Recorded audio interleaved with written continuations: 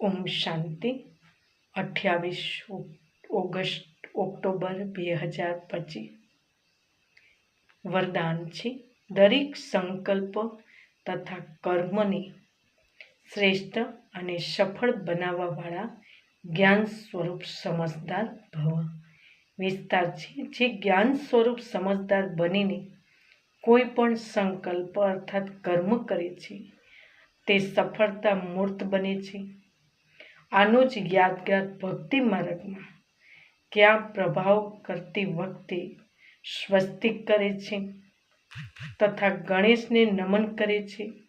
આ સ્વસ્તિક સ્વરૂપ સ્થિતિના સ્થિત થવું અને ગણેશ નોલેજફુલ સ્થિતિનું સૂચક છે.